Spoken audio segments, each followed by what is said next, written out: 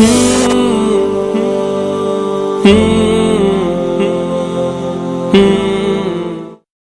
اسلام میں تو نماز ہے ہی نہیں، یہ باطل ہے۔ اور دجل کیا ہے؟ کوئی شخص نماز کا انکار تو نہ کرے لیکن نماز کی تشریح کو بدل دے، نماز کے مفہوم کو بدل دے، نماز کے ڈھانچے کو بدل دے، اور یہ کہہ دے نماز تو صرف دل کی نماز ہے، رکوع کرنے کی ضرورت نہیں، سجدہ کرنے کی ضرورت نہیں، قیام کرنے کی ضرورت نہیں، بس دل کی نماز ہے۔ اب اس نے نماز کا انکار تو نہیں کیا، اقرار نماز کا کر رہا ہے، لیکن نماز کے مفہوم کو بدل دیا، نماز کی تشریح کو بدل دیا۔ اب تشریح بدلنے کی وجہ سے اس نے دجل سے کام لیا۔ اللہ کے پیارے محبوب صلی اللہ علیہ وسلم نے فرمایا 30 کذاب اور دجال آئیں گے جو آ کر دنیا کے اندر نبوت کا اظہار کریں گے، نبوت کا اعلان کریں گے، دعویٰ کریں گے، آ کر لوگوں کو کہیں گے کہ ہم بھی نبی ہیں، ہمیں بھی نبوت دی گئی ہے، ہم بھی رسول ہیں، ہمیں بھی رسالت دی گئی ہے، ہم بھی اللہ کے پیغمبر ہیں، ہم پر بھی کتابیں نازل ہوئی۔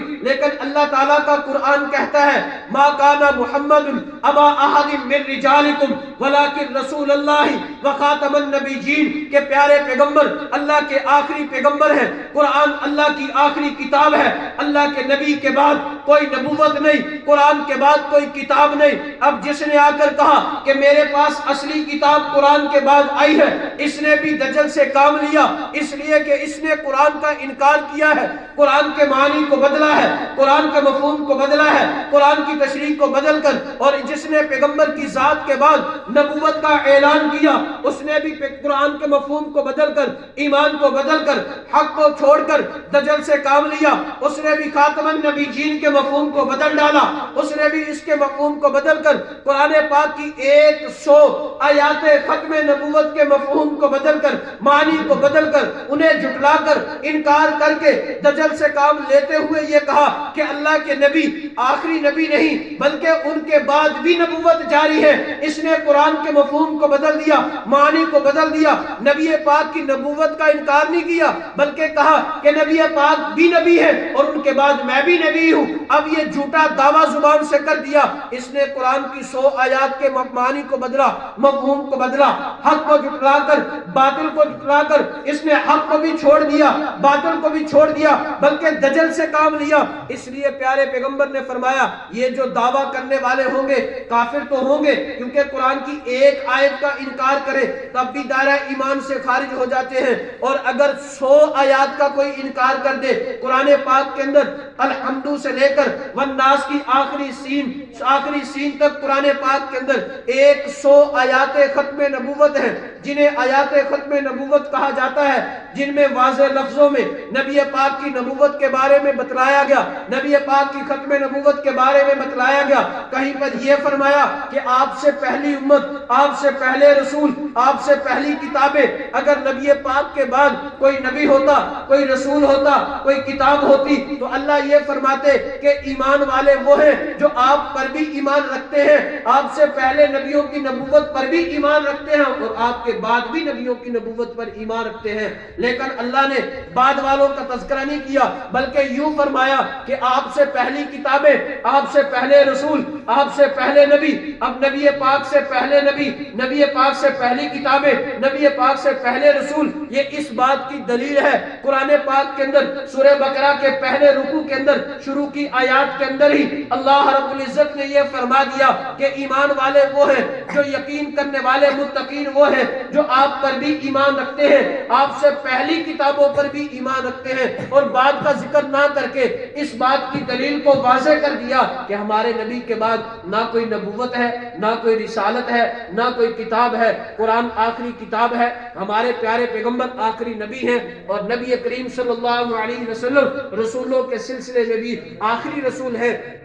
نبی کریم صلی اللہ علیہ وسلم کی ذات مبارکہ سب سے اول بھی ہے، سب سے آخر بھی ہے۔ اس بات کو قاسم العلوم والخیرات مولانا قاسم ننوتوی رحمت اللہ علیہ نے اس طریقے سے بیان فرمایا کہ نبی پاک صلی اللہ علیہ وسلم کی نبوت کے صدقے آدم علیہ السلام کو نبوت ملی، آپ کے صدقے 1,24,000 کم و بیش انبیاء کو نبوت ملی، لیکن اظہار پیارے پیغمبر کا بعد میں ہوا۔ اس کی ایک مثال دی، آپ لوگ سکول جاتے جاتے ہوں گے، یہ بچے سکول جاتے ہیں، سکول کے نصاب کے اندر ایک نصاب کا ایک حصہ ریاضی ہے، ریاضی کے اندر ایک چیز جیومیٹری ہے، جیومیٹری کو سوال کو حل کرنے کے لیے چند آلات ہوتے ہیں، ان آلات کے اندر ایک چیز کا نام پرکار ہے، ایک پرکار ہے جس کے ساتھ دائرہ بنایا جاتا ہے، پرکار کے ذریعے دائرہ بنایا جاتا ہے۔ پرکار کے دو حصے ہوتے ہیں، ایک حصہ وہ ہے جو نوکدار ہے، جو ایک ہی جگہ پر جما دیا جاتا ہے، ایک حصہ وہ ہے جس کے اندر قلم رکھ کے، جس کے اندر کوئی مارکر رکھ کے، کوئی بھی چیز رکھ کے دائرے کو بنایا جاتا ہے۔ اب دو حصے ہیں، ایک پرکار کا حصہ نوک والا ہے جسے سب سے پہلے کاغذ کے اوپر یا زمین پر یا لکڑی پر رکھ کر دائرہ بنایا جاتا ہے۔ اب جب یہ رکھا جا رہا ہے اس وقت ایک نقطہ کاغذ پہ یا زمین پہ یا تخت پہ لگتا ہے، اب یہ پہلے لگا، اب یہ اس کے نیچے چھپ گیا، یہ ابھی ظاہر نہیں ہوا، اس کے ساتھ دائرہ بننا شروع ہو گیا، دائرہ مکمل ہوتا ہے، پرکار کو اٹھا لیتے ہیں، جو سب سے پہلے نقطہ لگتا ہے وہ سب سے آخر میں ظاہر ہوتا ہے۔ قاسم العلوم والخیرات مولانا قاسم نانوتوی بانی دارالعلوم دیوبند نے فرمایا کہ قاسم العلوم والخیرات نے فرمایا کہ میرے پیغمبر سب سے اول بھی ہیں، آپ نبی پاک کے 1000 سے زائد صفاتی ناموں کو اٹھا کر دیکھیں، ان ناموں کے اندر ایک نام نبی الاول ہے، ایک نام نبی الآخر ہے، کہ نبی پاک سب سے پہلے نبی بھی ہیں، سب سے آخر نبی بھی ہیں۔ اللہ تعالیٰ نے آدم علیہ السلام کو نبوت پیارے پیغمبر کے صدقے دی۔ مستدرک حاکم کے اندر حدیث پاک موجود ہے، نبی کریم صلی اللہ علیہ وسلم نے فرمایا آدم علیہ السلام جنت میں تھے، دنیا میں اتارے گئے، جب دنیا میں آئے آ کر رب سے دعا مانگی، ایک دعا کا تذکرہ وہ ہے جو قرآن پاک میں ہے، ربنا ظلمنا انفسنا وان لم تغفر لنا وترحمنا لنکونن من الخاسرین، ایک دعا وہ ہے جو حدیث پاک میں ہے، جسے سیدنا عمر بن خطاب بھی بیان فرماتے ہیں، جسے سیدنا عثمان بن حنیف بھی بیان فرماتے ہیں،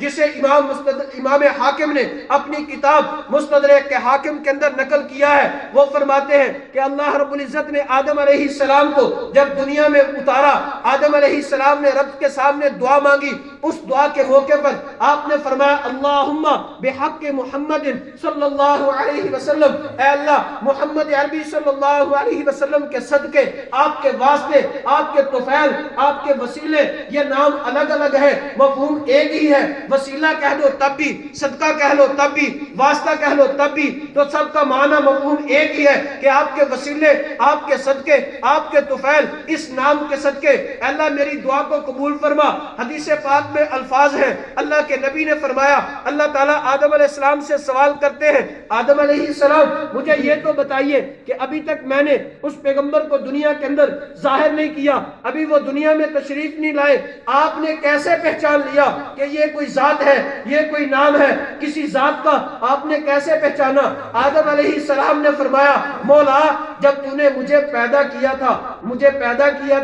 میرے اندر روح ڈالی تھی، میں نے ہوش سنبھالا تو اس وقت میں نے تیرے عرش پہ لکھا دیکھا تھا لا الہ الا اللہ محمد الرسول اللہ، میں اسی دن پہچان گیا کہ اس کائنات کے اندر کوئی ذات ایسی ہے جس کا رب کے بعد مقام ہے۔ سبحان اللہ، کوئی ذات ایسی ہے کہ جس کا رب کے بعد مقام ہے۔ اس لیے میں نے کہہ دیا مولا یہ جو تیرے نام کے ساتھ جس ذات کا نام ہے، اسی نام کے صدقے حدیث پاک میں اللہ کے نبی نے فرمایا آدم علیہ السلام کو اللہ کی طرف سے جواب ملتا ہے، اے آدم تو بھی گواہ ہو جا، فرشتوں کو کہا جاتا ہے تم بھی گواہ ہو جاؤ۔ فرمایا کہ اگر میں نے اس ذات کو دنیا میں نہ بھیجنا ہوتا تو میں آپ کو بھی پیدا نہ کرتا۔ اللہ کے نبی نے فرمایا کہ آدم علیہ السلام کو یہ جواب دیا جاتا ہے کہ اگر میں نے نبی کریم